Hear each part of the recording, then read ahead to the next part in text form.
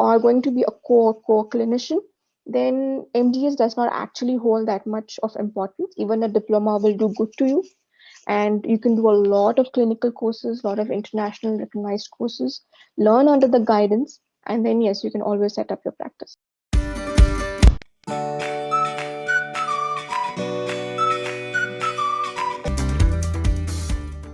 Hi guys, welcome to Medi Study Go. I am Palak Bhandari and I'm a final year student. I am currently studying in Manipal College of Dental Sciences, Bangalore, and I have a lot of doubts that I keep keeping to myself. But I think this lockdown has made me a little more open about this, and I realized that it's not just me, it's a lot of people who have these kind of doubts. So I started a YouTube channel and an Instagram page to try to explore the field of dentistry. So I came in contact with a lot of dentists who are just amazing. And one of them is Dr. Noor Saira. And I'm so glad that she's here with us today. So welcome to Medi Study Go, Dr. Noor Saira. Thank you so much for having me here and share a few words with you all. And I hope everyone is doing really well during this lockdown. And I just wish that everything gets back to normal as soon as possible. Yeah, definitely. So before we start, I would like to introduce her and all the questions that have come from a lot of my friends is what I will be asking her. Obviously, my questions are there, but yeah, we will have a lot of questions from my own batchmates and my viewers. Sure. So, so yeah, today with us is Dr. Noor Saira, who is an ambitious endodontist currently practicing in Bangalore, India. She's topped her college in every academic year and has won numerous awards at every stage, whether it was at her undergraduate level, postgraduate level, or even in her practice. She has topped Comet K and PGT in the year 2012 and has then guided students for the same year on. She has keen interest in research and has articles published in national and international journals. Her list of achievements is long, and the number of questions I have received for her is longer. So let's begin shooting the questions. Can we start, ma'am? Let's do that. And thank you for the kind introduction, Palak. So before getting into the generic questions about NEET and research and academics, I want to know what is it about dentistry that you love? Because I feel that if you have such a huge list of achievements, I'm sure there is some driving force that's getting you here. I would love to answer that question. And the two major reasons of why I'm so driven in dentistry is that, firstly, to the kind of person that I am, I'm a very passionate and determined person, and I love to do what I do in depth, or rather, give my 100% and do it in complete honesty. And I am somebody who loves to keep learning new skills and experiencing them, and that's what keeps me driven. And the actual part of dentistry that actually keeps me driven is the cosmetic and the aesthetic part. I love doing that kind of work. I love those kind of skills, and I love the way that it touches people in or our patients in different ways and brings value to their life, and in turn brings value to us. Also, I love to showcase what I do, whether it be small or big, imperfect or perfect. I love to showcase it. I love to teach. And the appreciation that comes from there brings in a lot of driven force and confidence in me. So these things are what is keeping me driven till date in dentistry as of now. That's so good to hear. Thank you. So, see, like YouTube and other social platforms have, for dentistry, are growing right now. Yeah, So, if yeah. there was something that you would like somebody to tell you when you were, back there in the initial stages, what would it be?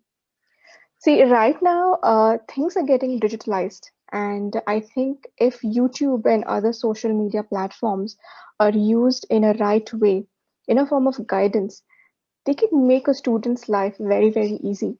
And Mm-hmm. I'll give you small tips in how you can actually use YouTube and Instagram to enhance your life.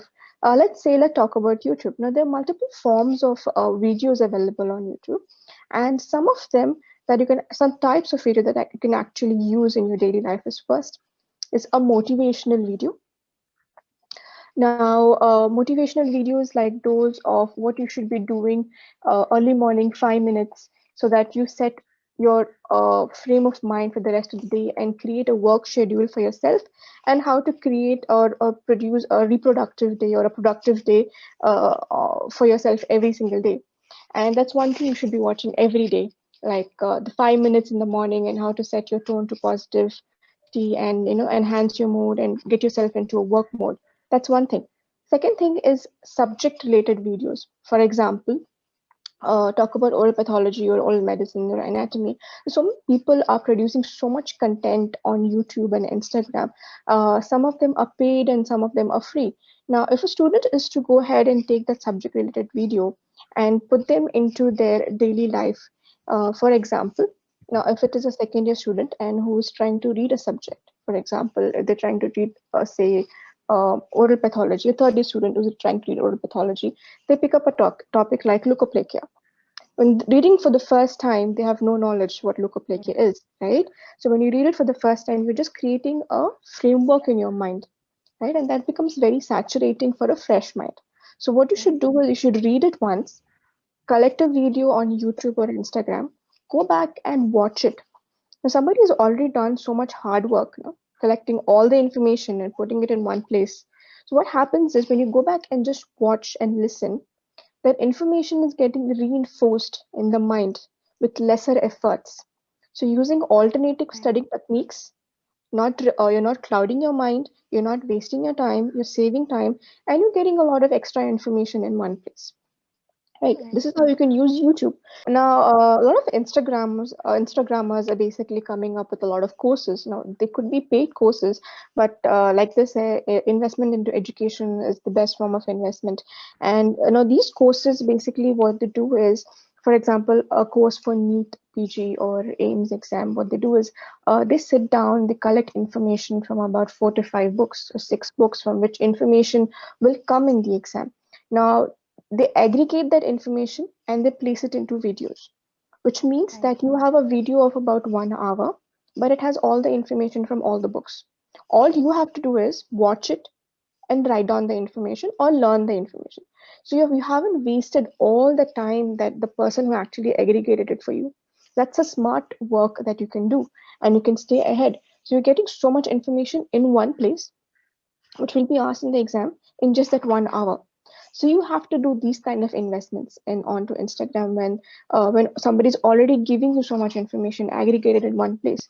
So make time or make the smartest to choose that over just sitting down and reading from 7 to 8 books and try to Right. save the time, right? So maybe if you do that for about 4 to 5 subjects, the other subjects you have enough time to do your own research and then study for the exam. And the another kind of videos which are available on YouTube are guidance based.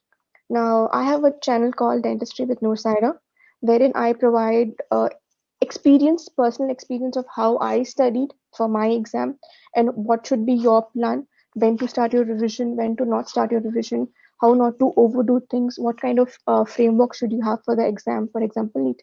Now, it's important to watch those kind of videos also because it will put you on a right track. So, like I said, 3 types of videos are available: motivational, subject wise, and now the guidance based. It's up to you how you choose these videos and put this in your daily life to get a more productive day. Right. Right. That's a very good way to look at it. And I think the made all this happen. So yeah. Before getting into BDS, I think a lot of people compare themselves with the MBBS counterparts. So, and they are like, just to make themselves feel better, they'll be like, BDS is already a specialty, and I don't need to actually do an MDS, and I can just sit and open a clinic. But then, Right. you reach your final year of MBBS, final year of BDS, and you're like, no, I probably need an MDS. I mean, I'm not very sure if I am capable of opening a clinic. So, what is your view on that? And do you think it's it's that way and it should work that way? See, actually, it all depends down to what is your aim at the end of 5 years of BDS, right? Right. Now, if you want to be a core clinician, MDS is not mandatory, okay? Provided you just want to be a core clinician. Now, what you need is skills. It's all about the skills. So, if you already have a setup, if some you have set up in your generations, and if you already had a setup and you're just going to go back and learn from somebody every single day, and you develop your skills like that, that time you actually do not need an MDS. Okay. But if you do have a future plan wherein you are the one who's actually going to start up the first practice, and you have to build up your name from there, then yes, the MDS skills are required, because you get to learn a lot under the guidance of someone, and then you come down into the market to practice. But if you're already getting that in some other way, like if you have a generation of practice and somebody else is going to guide you, then MDS is not required. However, MDS is required if your aim at the end of 5 years is to join a college as a lecturer, because then BDS does not have a value, right? Right. If your aim is to go abroad and work, like say the UAE or Canada, then it does make sense to do your MDS. And if your future plans are to do PhD or get into more of research work or more of publications, then yes, degrees do hold a very important value. But if you are going to be a core clinician, then MDS does not actually hold that much of importance. Even a diploma will do good to you, and you can do a lot of clinical courses, a lot of international recognized courses, learn under the guidance, and then yes, you can always set up your practice. Right.